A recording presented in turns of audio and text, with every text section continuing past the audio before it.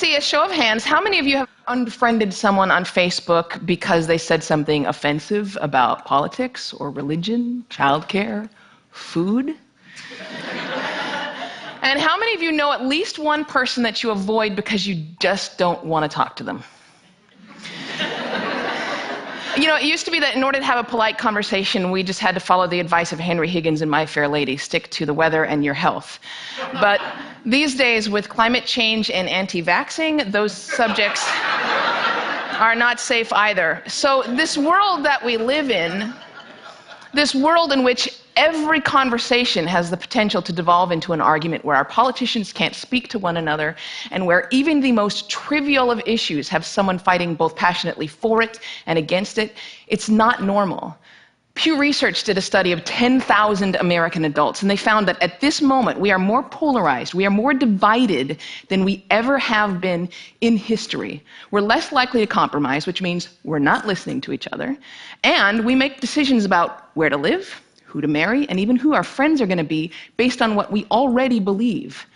Again, that means we're not listening to each other. A conversation requires a balance between talking and listening, and somewhere along the way we lost that balance. Now, part of that is due to technology, the smartphones that you all either have in your hands or close enough that you could grab them really quickly. According to Pew Research, about a third of American teenagers send more than 100 texts a day. And many of them, almost most of them, are more likely to text their friends than they are to talk to them face to face. There's this great piece in The Atlantic. It was written by a high school teacher named Paul Barnwell. And he gave his kids a communication project. He wanted to teach them how to speak on a specific subject without using notes. And he said this: I came to realize that conversational competence might be the single most overlooked skill we fail to teach. Kids spend hours each day engaging with ideas and each other through screens, but rarely do they have an opportunity to hone their interpersonal communication skills. It might sound like a funny question, but we have to ask ourselves, is there any 21st century skill more important than being able to sustain coherent, confident conversation? Now, I make my living talking to people. Nobel Prize winners, truck drivers, billionaires, kindergarten teachers, heads of state, plumbers. I talk to people that I like, I talk to people that I don't like, I talk to some people that I disagree with deeply on a personal level, but I still have a great conversation with them. So I'd like to spend the next 10 minutes or so teaching you how to talk and how to listen. Many of you have already heard a lot of advice on this, things like look the person in the eye, think of interesting topics to discuss in advance, nod and smile to show that you're paying attention. Repeat back what you just heard or summarize it. So I want you to forget all of that. It is crap. There is no reason to learn how to show you're paying attention if you are, in fact, paying attention.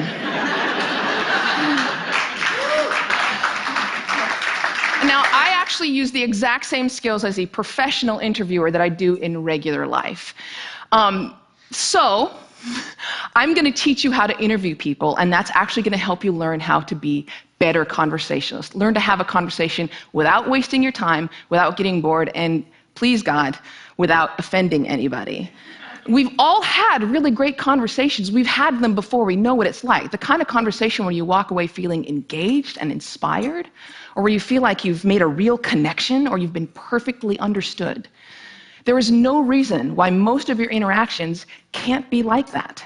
So I have 10 basic rules. I'm going to walk you through all of them, but honestly, if you just choose one of them and master it, you're already going to enjoy better conversations. Number 1, don't multitask. And I don't mean just set down your cell phone or your tablet or your car keys or whatever's in your hand. I mean, be present. Be in that moment. Don't be thinking about your argument you have with your boss. Don't be thinking about what you're going to have for dinner. If you want to get out of the conversation, get out of the conversation. But don't be half in it and half out of it. Number 2, don't pontificate. If you want to just state your opinion without any opportunity for response or argument or pushback or growth, write a blog. No, there's a really good reason why I don't allow pundits on my show, because they're really boring. If they're a conservative, they're going to hate Obama and food stamps and abortion. If they're a liberal, they're going to hate big banks and oil corporations and Dick Cheney. Totally predictable. And you don't want to be like that. You need to enter every conversation assuming that you have something to learn. The famed therapist Eb Scott Peck said that true listening requires a setting aside of oneself. And sometimes that means setting aside your personal opinion. He said that sensing this acceptance, the speaker will become less and less vulnerable and more likely to open up the inner recesses of his or her mind to the listener. Again, assume that you have something to learn. Bill Nye, everyone you will ever meet knows something that you don't. I put it this way: everybody is an expert in something. Number 3, use open-ended questions. In this case, take a cue from journalists. Start your questions with who, what, where, when, why, or how. If you put in a complicated question, you're going to get a simple answer out. If I ask you, were you terrified? You're going to respond to the most powerful word in that sentence, which is terrified, and the answer is, yes, I was, or no, I wasn't. Were you angry? Yes, I was very angry. Let them describe it. They're the ones that know. Try asking them things like, what was that like? How did that feel? Because then they might have to stop for a moment and think about it, and you're going to get a much more interesting response. Number 4, go with the flow. That means thoughts will come into your mind, and you need to let them go out of your mind. We've heard interviews often in which a guest is talking for several minutes, and then the host comes back in and asks a question which seems like it comes out of nowhere, or it's already been answered.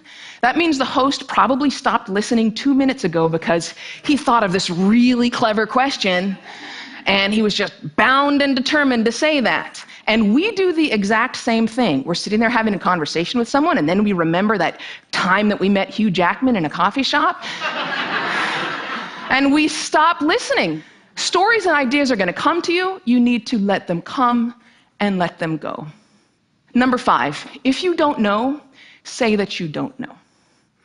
Now, people on the radio, especially on NPR, are much more aware that they're going on the record. And so they're more careful about what they claim to be an expert in and what they claim to know for sure. Do that. Err on the side of caution. Talk should not be cheap. Number 6, don't equate your experience with theirs. If they're talking about having lost a family member, don't start talking about the time that you lost a family member. If they're talking about the trouble that they're having at work, don't tell them about how much you hate your job. It's not the same. It is never the same. All experiences are individual. And more importantly, it is not about you. You don't need to take that moment to prove how amazing you are or how much you've suffered. Somebody asked Stephen Hawking once what his IQ was, and he says, I have no idea. People who brag about their IQs are losers. Conversations are not a promotional opportunity.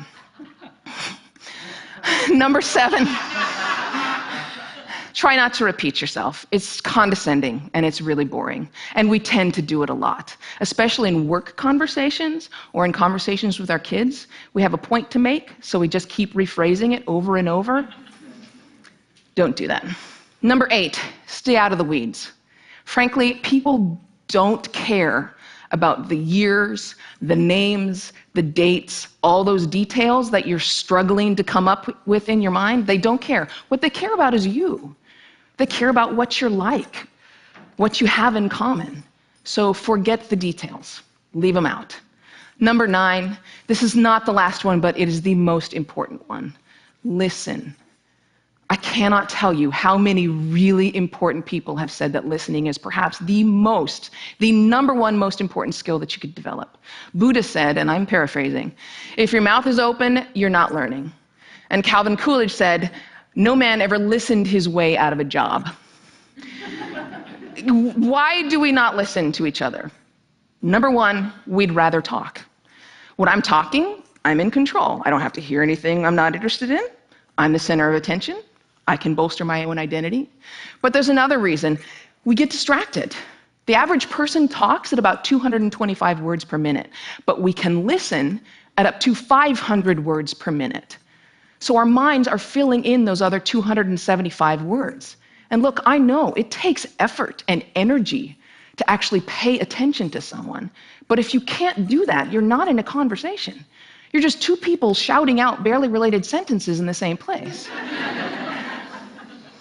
You have to listen to one another. Stephen Covey said it very beautifully. He said, most of us don't listen with the intent to understand. We listen with the intent to reply. One more rule, and number 10, and it's this one: be brief.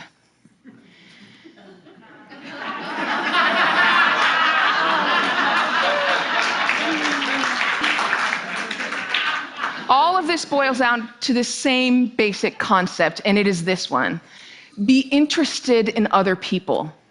I grew up with a very famous grandfather, and there was kind of a ritual in my home. People would come over to talk to my grandparents, and after they would leave, my mother would come over to us and she'd say, "Do you know who that was? She was the runner-up to Miss America. He was the mayor of Sacramento. She won a Pulitzer Prize. He's a Russian ballet dancer." And I kind of grew up assuming everyone has some hidden amazing thing about them. And honestly, I think it's what makes me a better host. I keep my mouth shut as often as I possibly can. I keep my mind open, and I'm always prepared to be amazed. And I'm never disappointed. You do the same thing. Go out, talk to people, listen to people, and most importantly, be prepared to be amazed. Thanks.